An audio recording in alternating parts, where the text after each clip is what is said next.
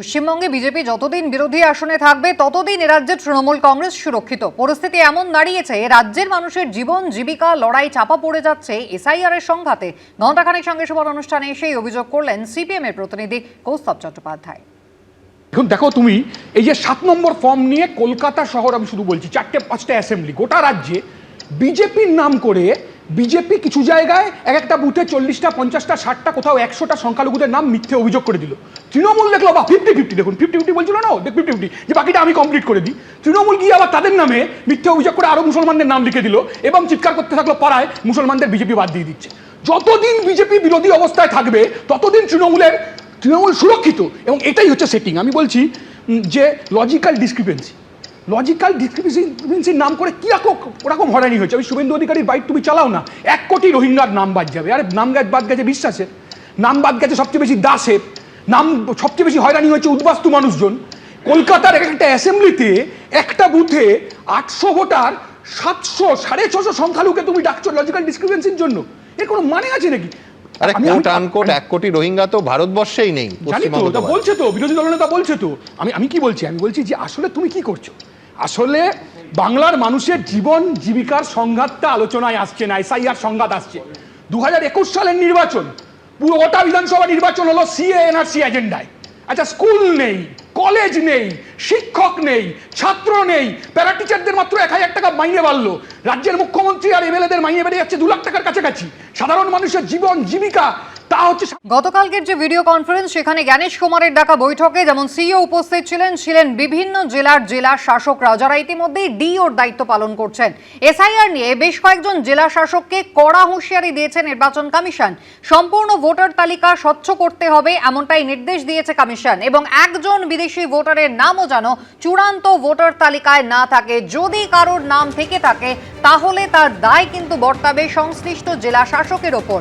বিদেশি ভোটারের নাম থাকলে 5 বছর পরেও কিন্তু ব্যবস্থা নেওয়া হতে পারে। 1 বছর, 2 বছর বা 5 বছর পরও ভোটার তালিকায় বিদেশি বলে চিহ্নিত হলে শাস্তির মুখে পড়বেন সংশ্লিষ্ট জেলা নির্বাচনী আধিকারিক, অর্থাৎ ডিও, ইআরও, এইআরওদের বিরুদ্ধে মামলা হবে। ভার্চুয়াল বৈঠকে জেলা শাসকদের কড়া বার্তা দিয়েছে জাতীয় নির্বাচন কমিশন।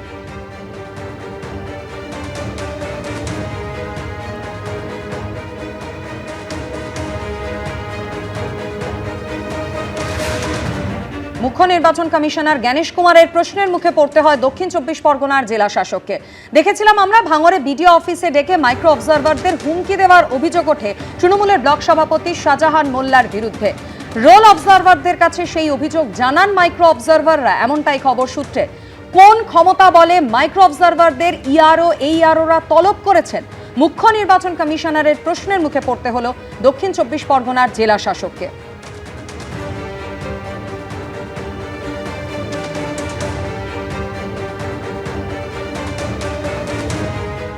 এদিকে অসঙ্গতিপূর্ণ নথি নিয়েও কিন্তু নির্বাচন কমিশনের কড়া প্রশ্নের মুখে পড়তে হলো জেলা শাসকদের। জন্মের আগেই কোথাও জন্মের শংসাপত্র দেওয়া হয়েছে, কোথাও 2 সন্তানের বয়সের ফারাক হচ্ছে 1 মাস। সম্পর্কের প্রমাণ দিতে ব্লাড রিলেশন সার্টিফিকেট পর্যন্ত জমা দেওয়া হয়েছে। ফাঁকা পৃষ্ঠা রয়েছে, অস্পষ্ট ছবি সহ একাধিক তথ্য আপলোড করা নিয়ে কিন্তু প্রশ্ন তুলল নির্বাচন কমিশন। কিভাবে এগুলো আপলোড করা হলো, কারা আপলোড করলো, কেন ডিএমরা সেগুলো যাচাই করলেন না, এখনো নথি আপলোড কেন হচ্ছে? পাওয়ার পয়েন্ট প্রেজেন্টেশনের মাধ্যমে এই প্রশ্নই কিন্তু তুলেছে বারবার নির্বাচন কমিশন। 16ই ফেব্রুয়ারি সময় বেঁধে দেওয়া হয়েছে। 16ই ফেব্রুয়ারি বিকেল 5টার মধ্যে সমস্ত আপলোড হওয়া নথিপত্র জেলা নির্বাচনী আধিকারিক অর্থাৎ ডিএমদের কিন্তু যাচাই করে দেখতে হবে নির্বাচন কমিশনের এমন নির্দেশ।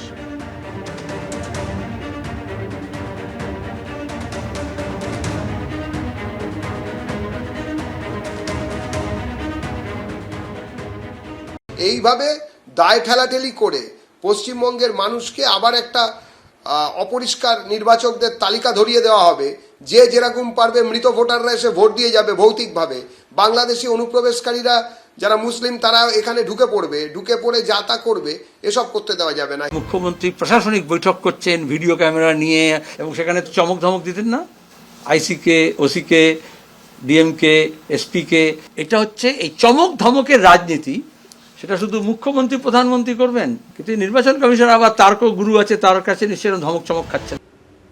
আর এই নিয়ে তৃণমূল কংগ্রেস সাংসদ ঋতব্রত বন্দ্যোপাধ্যায় বলছেন, নির্বাচন কমিশন যতই ব্যাকফুটে যাচ্ছে ততই তাদের নখ দাঁত বের হচ্ছে।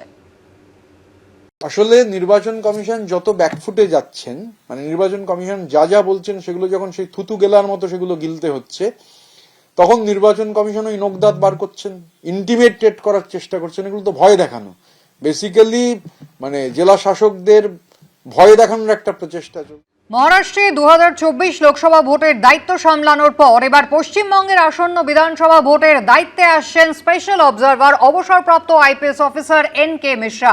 এসআইআর প্রক্রিয়া এবং নির্বাচনী প্রস্তুতিটি কোন পর্যায়ে রয়েছে তা তিনি খতিয়ে দেখবেন এমনটাই জানা যাচ্ছে। মহারাষ্ট্রের দায়িত্ব তিনি সামলেছেন 2024 লোকসভা নির্বাচনে, সেখানে তিনি পুলিশ স্পেশাল অবজারভার হিসেবে দায়িত্ব সামলেছেন। আর এবারে পশ্চিমবঙ্গের বিধানসভা নির্বাচনে স্পেশাল অবজারভার হিসেবে দায়িত্ব পাচ্ছেন অবসরপ্রাপ্ত আইপিএস এন.কে. মিশ্র। কথা বলবো, রুমা পাল রয়েছেন আমাদের সঙ্গে। রুমা, ঠিক কিভাবে তিনি এই নির্বাচন কন্ডাক্ট করবেন? দেখো, জানি রাখি এবার স্পেশাল অবজারভার হিসেবে আসছেন এন.কে. মিশ্র, এবং কালকে কিন্তু নির্বাচন কমিশন সেই নোটিফিকেশন দিয়ে জানিয়ে দিয়েছেন। এবং সেক্ষেত্রে তিনি যেমন এসআইআর প্রক্রিয়া চলছে, সেই এসআইআর প্রক্রিয়া অবশ্য যেমন দেখবেন, সেরকমই কিন্তু একেবারে বিধানসভা নির্বাচনের দায়িত্ব তিনি সামলাবেন। অর্থাৎ বিধানসভা নির্বাচন, দেখো এসআইআর প্রক্রিয়া 28 ফেব্রুয়ারি ফাইনাল লিস্টের পরেই কিন্তু ভোটের দামামা বেজে যাবে, এবং সেক্ষেত্রে কিন্তু যেমন এসআইআর প্রক্রিয়া চলছে সেই প্রক্রিয়া এবং তার সঙ্গে নির্বাচনী প্রস্তুতি সমস্ত কিছুই কিন্তু তিনি দেখবেন। এবং সেক্ষেত্রে জানি রাখি যে গত লোকসভা নির্বাচনে মহারাষ্ট্রে পুলিশ স্পেশাল অবজারভার হিসেবে তিনি দায়িত্ব সামলেছেন, এবং 1988 ব্যাচের অবসরপ্রাপ্ত আইপিএস এন.কে. মিশ্র। এবং এসআইআর প্রক্রিয়া এবং নির্বাচনী প্রস্তুতি কোন পর্যায়ে সেই বিষয়ে কমিশনকে রিপোর্ট দেওয়ারও নির্দেশ দেওয়া হয়েছে এই স্পেশাল অবজারভারকে। এবং খুব শীঘ্রই কিন্তু তিনি আসছেন, এবং রাজ্যের স্পেশাল অবজারভার হিসেবে আসছেন এন.কে. মিশ্র। এসআইআর প্রক্রিয়া এবং নির্বাচনী সমস্ত বিধানসভা নির্বাচনের দায়িত্ব সামলাবেন তিনি। ধন্যবাদ। এসআইআর একেবারে শুরুর দিক থেকে যে ছবি বারবার আমরা দেখে এসেছি, নির্বাচন কমিশন বনাম তৃণমূল, সেই সংঘাত এসআইআর এর শেষ লগ্নে এসেও একেবারে চরমে উঠল। মাইক্রো অবজারভার নিয়ে সুপ্রিম কোর্টের রায় অবমাননার অভিযোগ করলেন দোলা সেন। সুপ্রিম কোর্টের দ্বারস্থ হয়েছেন তৃণমূল সাংসদ। ইআরওদের চূড়ান্ত সিদ্ধান্তে মাইক্রো অবজারভাররা এখনো হস্তক্ষেপ করছেন। ইচ্ছাকৃতভাবে 9 ফেব্রুয়ারির সুপ্রিম কোর্টের নির্দেশের অবমাননা করা হচ্ছে। ইসিআই নেট পোর্টাল এখনো অপারেট করে চলেছেন মাইক্রো অবজারভাররা। মাইক্রো অবজারভারদের নিয়ে অভিযোগে সুপ্রিম কোর্টের দ্বারস্থ হয়েছেন তৃণমূল সাংসদ। তিনি আর্জি জানিয়েছেন মাইক্রো অবজারভার যেন রিভিউ, ডিলিশন বা সংশোধন করতে না পারেন। আধিকারিকদের নোটিশ দিয়ে জানানো হোক ইআরওই একমাত্র অথরিটি। আর্জি দোলা সেনের।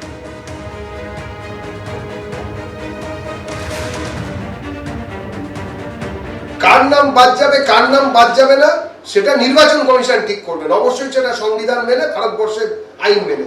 যদি কোনো রকম অসুবিধা হয় তাহলে সরাসরি, কারুর অসুবিধা হলে তার জন্য কোর্টের দরজা খোলা আছে, চলে যাবেন। এখন তো নতুন আইনজীবী পেয়ে গেছে তৃণমূল।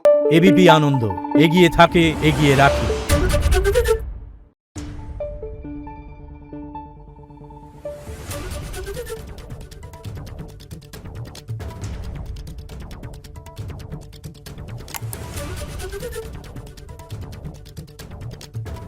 Thank you.